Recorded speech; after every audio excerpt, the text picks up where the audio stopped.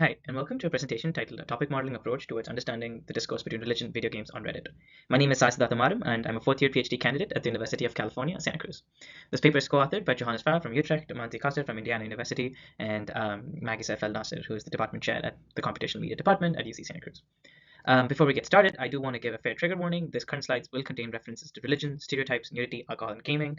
And I acknowledge that the study of religion in any capacity comes with inherent biases and privilege to access to these religious spaces and scholars. So keep that in mind while we're going through the presentation.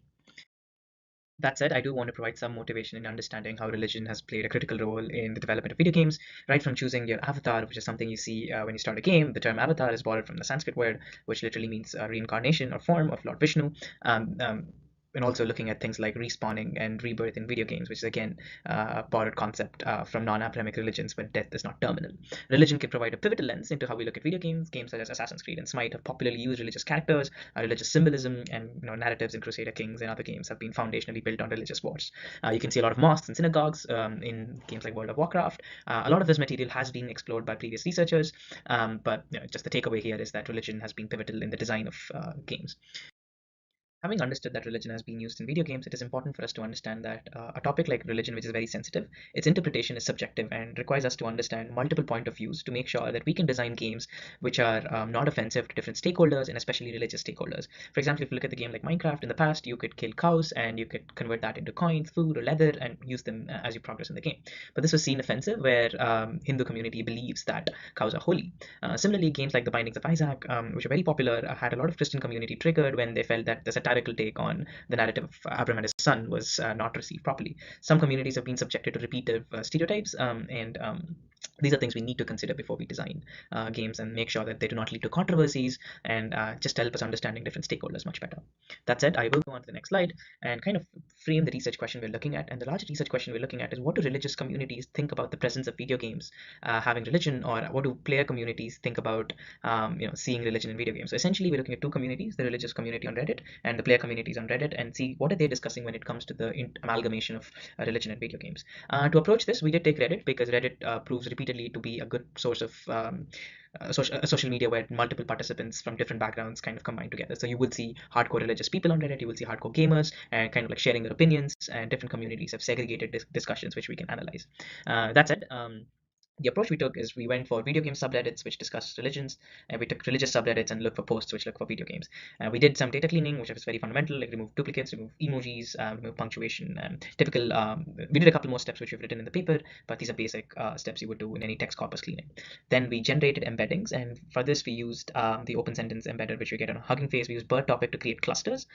So basically, each of the post or comment from that Reddit, a particular Reddit thread, is converted into an embedding which we cluster to find similar topics, and similar documents or similar posts would form a cluster. We had researchers kind of go through that cluster and understand what that cluster is talking about. From the religious subreddits, we analyzed 1,028 posts and 4,119 comments, while as in the video game subreddits across the three religions, we analyzed 4,557 posts and 12,236 comments. So basically, we have all these posts, we have all these comments, we're passing it through an embedding model, which gives us embeddings for each of these posts and comments, and then this is further fed into a topic modeling system which creates clusters. Just to illustrate this a little more, I don't want to dive into the technical specifics, but I would want to give you a visualization which you can take forward while we're understanding the results.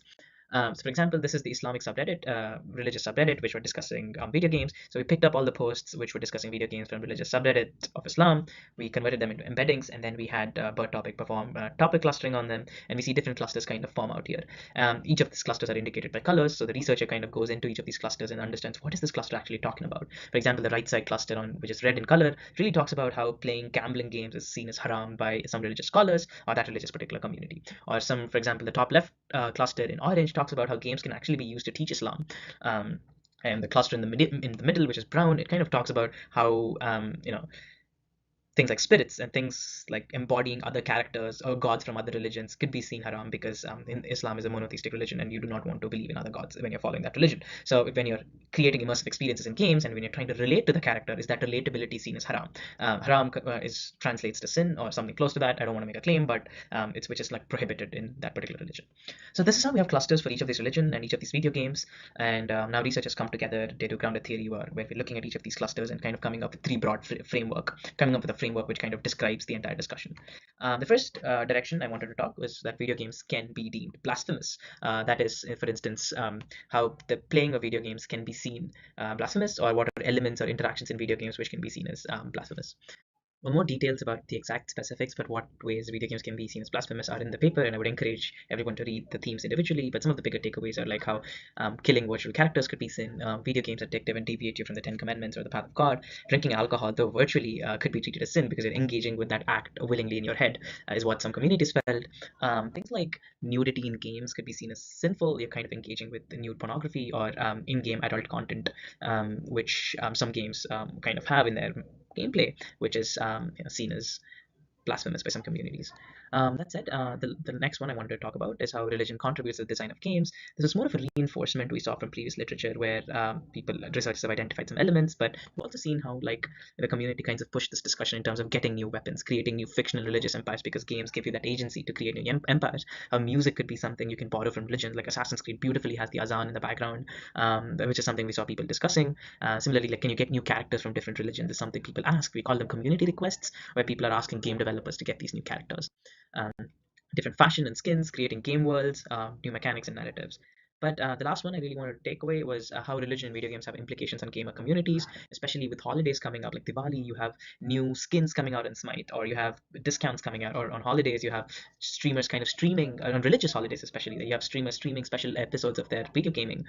So there are different ways in which the community kind of interacts because of the religion. It could be toxic, unfortunately, but it also could be like celebrating these festivals together, actually even building games for promoting that religion, and also having developer groups or like gamer groups on Discord which are aimed at a specific religion. I will stop there. I will highly encourage you to read more in the paper in terms of understanding the different themes and how they relate to each other. Yeah, we could go further, like explore YouTube and look at other religious scholars and understand what they do. But I will stop there, and thank you so much again. Yeah, if you have any questions, feel free to shoot me a message on Twitter or email.